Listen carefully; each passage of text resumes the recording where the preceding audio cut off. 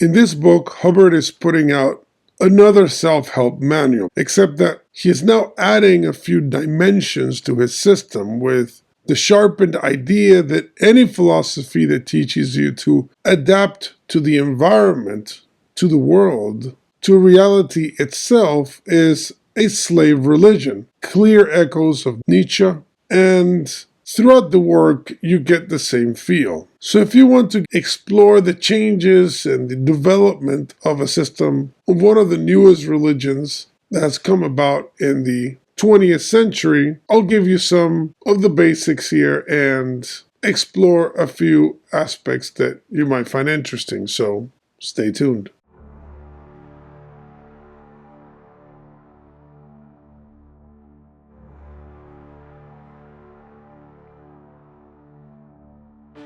Welcome to biblioCultist, where I review books that I find interesting in the topics of religion, philosophy, history, and fiction.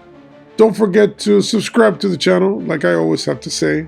Like the video, share the video, comment on the video, and click the bell if you want to get notifications when I put out a new video. Doing all these things always helps, and that's why I always have to mention it. I'll also put in the bottom and on the side my socials, my Ko-Fi, where you can donate if you want to, and there's a link there to my merch store. I put a few things in there that you might like to promote the channel. And again, no matter what you do, I appreciate it, and the people that already do these things, I really appreciate it. So in this episode, I'm going over Handbook for Preclears by L. Ron Hubbard, also by Bridge Publications 2007. And as I go through this series, the books so far get thinner in comparison to the first two, but they also are packed with a lot of interesting modifications to the system, alterations, philosophical speculations, and they also become a lot more pragmatic in style. They're meant to be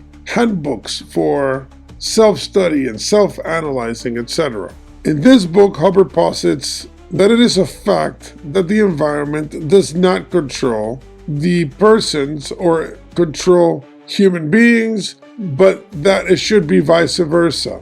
That only a sick person is basically in harmony with his context or reality. The question, of course, is what does that mean? Because we were not born outside of a context. We were born to a family, from a woman. We were taught a specific language to organize our thoughts. And every language has different structures and therefore generate different conceptions of existence itself. As Hubbard himself says, we are subject to a biological machine, which is the body. So does he mean that we are not subject to environment, conceptually speaking? That we should ignore our context for the sake of personal empowerment? That to me is fascinating, but at the same time is quite difficult to comprehend. And what's interesting is that you find this in a lot of occult systems in which there is a hyper-individualism that obviously stems from the Enlightenment, in which every philosophy now is about being your own star, being your own god. No one can tell you what to do. A form of hardcore independence, personal autonomy. But if a system tells you that you are actually part of an environment and a context and you cannot escape it, then Hubbard and many occultists would say that you are part of a slave religion. And that's why I said in the intro that this is clearly influenced by Nietzsche. Also in this book, we finally find a more defined ontology. But the way he defines it is quite circular, because he says that the core aspect of our nature, of our being, is a decision to be or not to be. And this is Thelema, will. And I mentioned before that I could not see any influence of Crowley through Jack Parsons on Hubbard, because Hubbard was intimately connected to Jack Parsons and the Babylon working, etc. So there's a clear connection there to like classic occultic Crowleyist circles. And I couldn't really see it too clearly before, but here it stands out like a sore thumb. Everything is about the will, Thelema. But where do you go from there? If your ontology is about will, what is will? And where does it come from? Is it a self-sustaining reality somehow? Is there like a hyper-transcendental will from which we stem? Is this part of the 8th dynamic in Hubbard's system, or is it part of the 7th dynamic in his system? Is the Thetan only Thelema? Let me quote a piece of the book. Ideally, one would be fully aware of being and would be. That is, I am. One would be entirely successful. One would know. One would be serene. One would trust. One would be in perfect health physically. One could assume full responsibility, and one would be cause without being unwilling to be cause. I find it fascinating there because he uses the I am of the Old Testament. I don't think he was doing it on purpose, but it's fascinating to see that correlation. We become I am, we become gods, which is indeed part of a system, but it's a little eerie when you think about it, because he's arguing that you can be a cause and not be an effect, which is kind of the point of not being subject to reality. But there's a higher philosophical question. Is that even possible, to only be cause? Because in philosophy, you have the primal cause, or the first cause.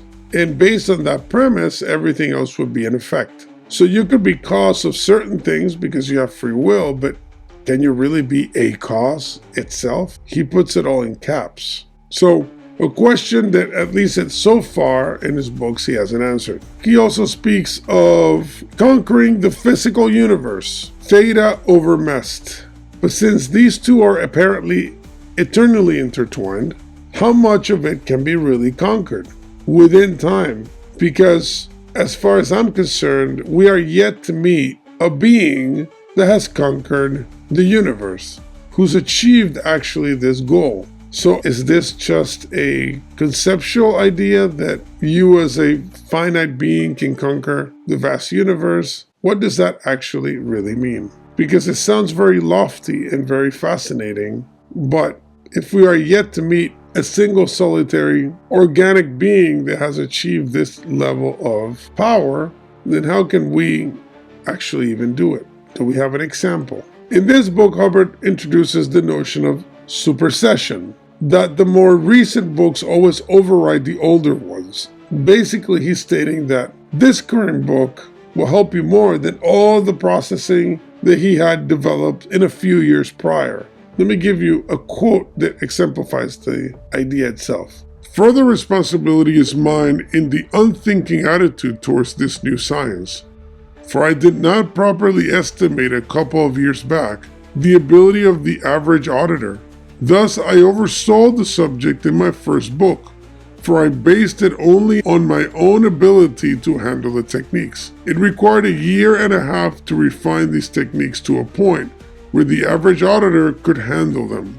This present volume, by the way, is a guarantee that he does. Obviously, a fascinating perspective there, because how do we know if this book is the one that's actually going to help? Because throughout the continuing study of Hubbard's books, we find that every new book is making a claim that there was a mistake in the older book, or that the technique was actually not as good as he sold it. So when does that ever end?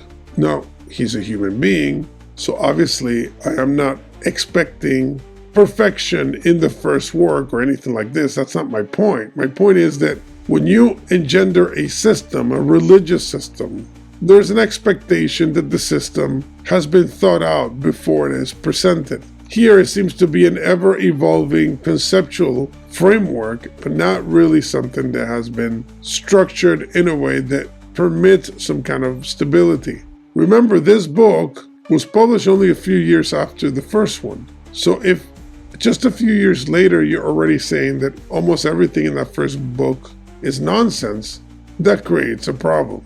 This work also contains the first explicit statement on death, because before he has been speaking of death as more of a transitional element, speculating about the Thetan somehow surviving and reincarnating, etc.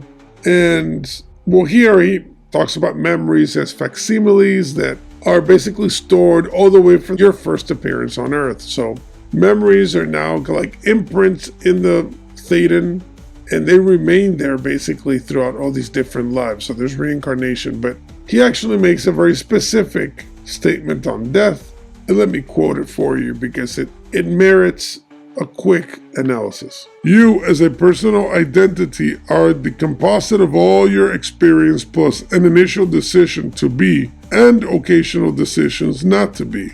You do not die as an identity or a personality or an individual. You and the messed body separate, and the messed body gets a funeral. You then link into the protoplasm line with your genetic blueprint, the plans of construction of a new body, in the orthodox manner of conception, birth, and growth. You depend upon some inherent abilities of protoplasm, but you, as experience and identity, monitor that protoplasm's ability and modify it. There's a family line, then from generation to generation, modified by you as experience. You are not necessarily part of that family line.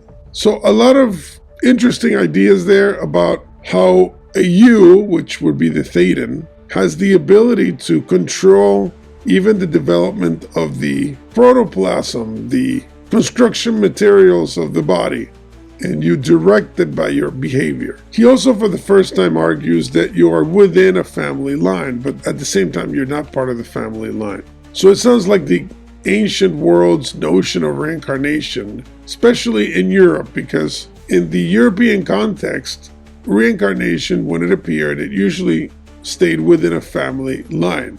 So you could be an ancestor, for example. But in some other cultures, reincarnation would be through all species. So he seems to be going for the first model. The book ends with a large section on what Hubbard calls logics and axioms. And one that stood out to me very dramatically was Logic 6, where he states that absolutes are unobtainable. And this to me is an obvious oxymoron, because the statement itself is an absolute. And in philosophy, people that understand this can see it. Once you use the term unobtainable, you're making an absolute claim. And he's using an absolute term to describe the idea that there are no absolutes, and that's incoherent. And this happens a lot in modernity because they're not anchored philosophically in any universal. And once you're not anchored to a universal, then incoherency is the only solution, the only escape. There's no way out of it. If that is a logic that I have to accept, it is illogical.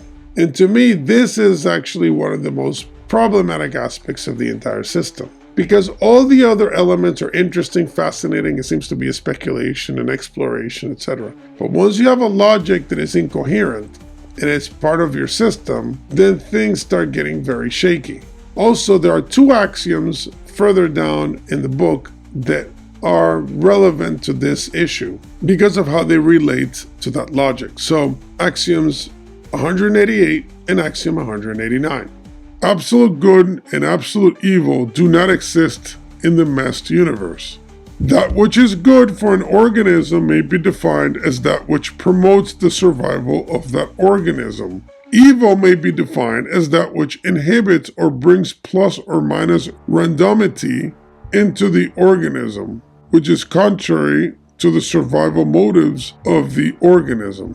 Basically, he's saying that good and evil are not really absolutes. They don't really exist per se. They're relative to context of survival. He's almost prefiguring Anton LaVeyan's famous dicta that says that good is whatever helps the survival and pleasure, happiness of the living being, and evil is whatever is non-pleasurable and non-survival focused for the living being. In other words, good is what I like and evil is what I don't like, to put it in very basic terms. And that to me is fascinating because, again, it goes with the logic that he mentioned previously.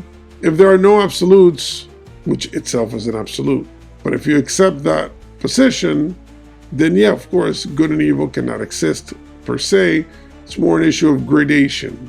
And because it's an issue of gradation, then you have to find some kind of value statement that inspires your system. In the case of Scientology would be survival. Now survival becomes an absolute, which again is a violation of the logic number 6.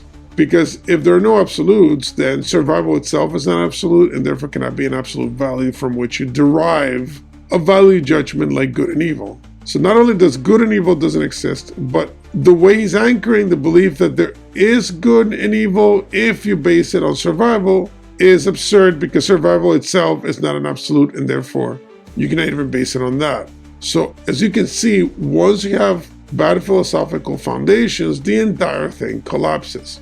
And at least for me, once you find these kinds of things in a system, it's very difficult for me to go around them because it really engenders a problem. And you would have to either accept the incoherence as part of a coherence in the system and just move on, which is fine. But once you accept incoherence as coherence, you cannot claim that your system is coherent, obviously. So in general, I think this is an awesome book because it allows you to understand the development of Scientology as a religion, and you can understand why so many people also find it very useful, because the methods are very pragmatic, they're structured in a very simple way. But once you get more specific, philosophically, ethically, many problems start to surface. And I don't know if in further books he fixes these issues so as to make the system a lot more functionally coherent. But again, if you keep changing everything every time you publish a book, then itself demonstrates a lack of cohesion. And lack of cohesion in a religion, it's close to being its death sentence. And I think a lot of the issues that are happening in the system is the lack of definition of God, for example. Because religions have God, and he places it as the infinity principle in the eighth dynamic, which is great. He has it there, but it's not defined. It's very vague, and usually religious systems start at that point, because once you have that defined, then you can build around it. But in this case, he seems to be building kind of backwards towards it. And once you do that, it's easy to get lost, I think. But of course, I'm always open to see where his other books take me and to see how he solves a lot of these conundrums. And again, the purpose of the series is to be as objective as possible in exploring religious systems, because I enjoy them. It's one of my favorite things in the world is to study philosophy and religion in particular, because to me, religion is the higher order principle that is actually above philosophy itself. It's basically philosophy in action. So I love it, and I tend to never be close-minded when it comes to investigating any system. And I enjoy it very much. Even when I may seem to be critical, please understand that I'm simply engaging the text to the best of my abilities based on my own personal knowledge. And you can have a different opinion, or you can maybe see something I don't see. And if that's the case, put it in the comments. I enjoy reading those, and I appreciate you being with me and watching my videos. I am very thankful for that. So please remember to subscribe to the channel. Click the bell for notifications, like the videos, share the video, comment on the video. Thank you for being with me. See you next time.